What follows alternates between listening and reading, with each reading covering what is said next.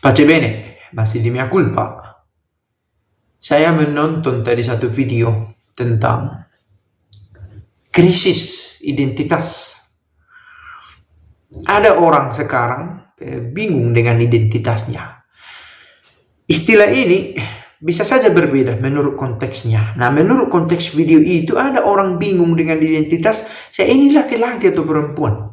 Bahkan pertanyaan sesederhana itu sulit dijawab. Mengapa? Bukan karena tidak tahu jawaban, tapi karena ada keinginan untuk membuat jawaban sendiri. Jangan urus hidupku, urus hidupmu. Saya mau mengatakan bahwa saya ini laki-laki, padahal bukan secara fisik. Mengapa kamu urus itu? Dan akhirnya chaos. Krisis ini datang dari mana? Dari ketidaktaatan. Nah, ini saya pikir yang paling sulit dan dasar dari banyak persoalan. Ketidaktaatan, disobedience. Dalam konteks gereja ini terjadi. Keributan-keributan, perpecahan-perpecahan datang dari ketidaktaatan. Bukan datang dari konflik. Ya bisa kita katakan, bukan datang dari ketegangan itu, persoalan mendasarnya. Tapi datang dari ketidaktaatan, ketidaksetiaan satu dengan yang lain untuk menyelesaikan konflik dan ketegangan. Ada perbedaan pemikiran, oke. Tetapi bagaimana kita menyelesaikan ini? Mulai ada perpecahan. Dalam konteks gereja, dalam konteks yang lebih besar itu tadi yang saya katakan, dalam society, dalam masyarakat.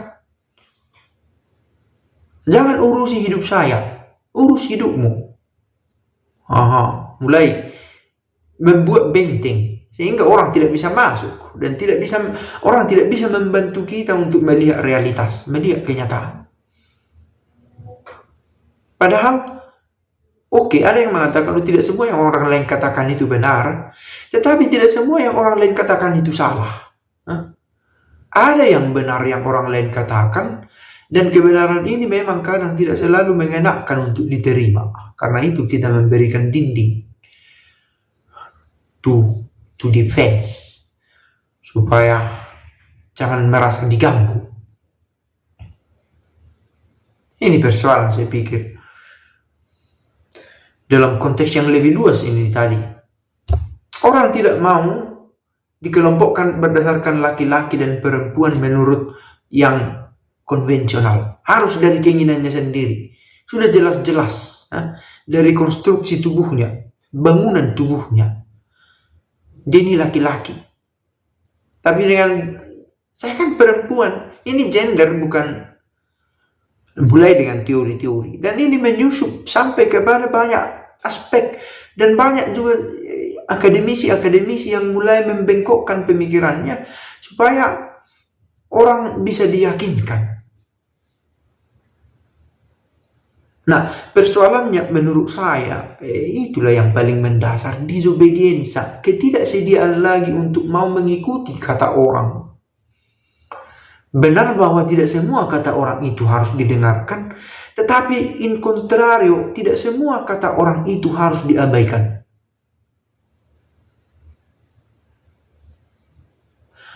Pertanyaannya, dan ini pertanyaan yang menarik. Kalau begitu, kata orang yang mana yang harus diikuti, dan kata orang yang mana yang harus diabaikan? Karena kerusakan ini juga berasal dari kata orang. Kalau begitu kita butuh satu tonggak yang darinya kita yakin ada kepastian. Harus ada Allah.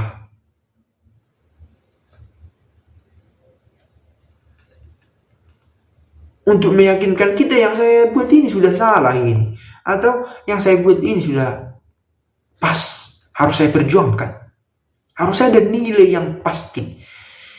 Nah, persoalan ketidaksetiaan ini, ketidaktaatan ini terkait sekali dengan individualisme dan relativisme. Karena ketika individualisme dan relativisme bergabung, disinilah ketidaktaatan sedang meraja. Apa itu individualisme? Kataku, saya yang mengatakan, bukan katamu bukan kata mereka, saya. Lalu saya memakai point of view saya sendiri, sudut pandang saya. Gereja harus begini, cara misa itu harus begini, oh yang sopan itu harus begini, kataku. Laki-laki itu harus begini, saya ini laki-laki. Saya tidak mau mengatakan contoh lain, tetapi yang contoh lain itu yang banyak yang dikatakan orang. Relatif menurut sudut pandangnya. Ternyata kita butuh sudut pandang yang pasti.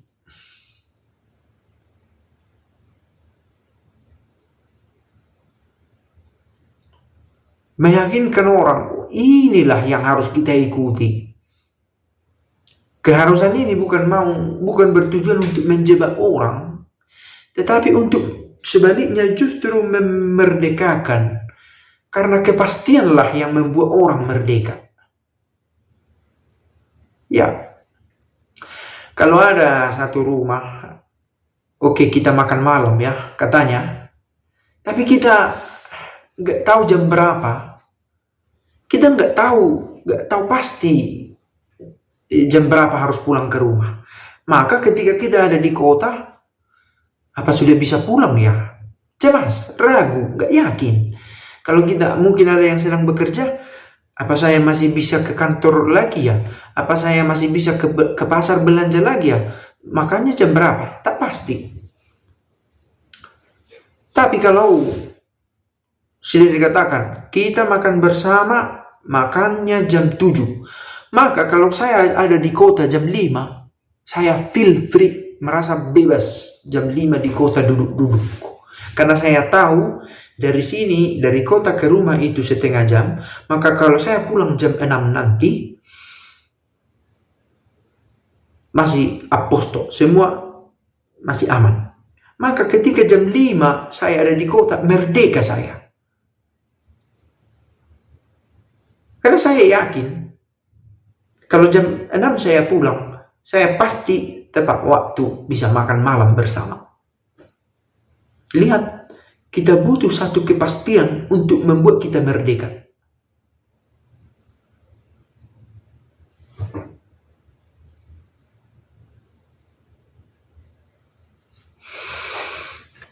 Orang tidak suka, dan persoalannya orang tidak suka pada kepastian ini. Jam 7 maka, saya harus ingin pergi jam 8 ke rumah temanku.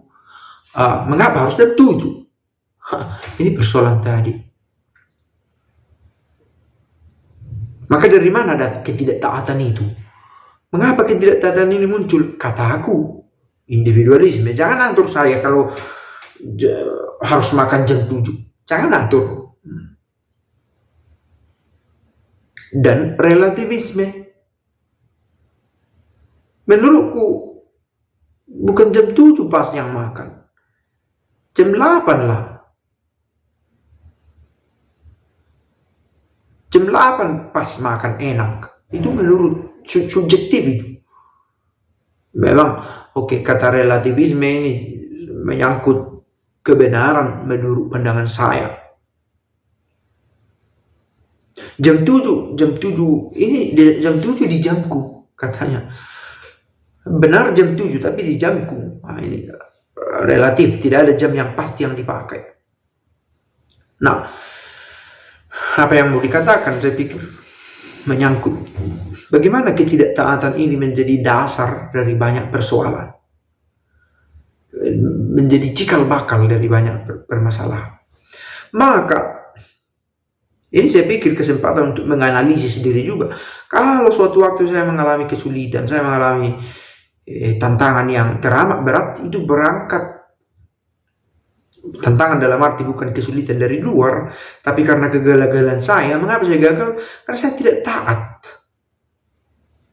Ada hal yang tidak saya taati. Atau hukum alam paling mendasar.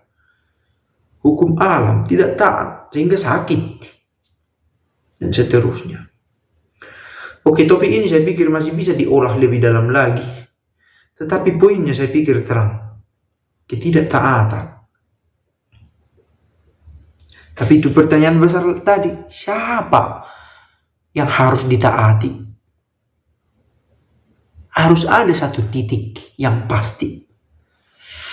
Pace bene.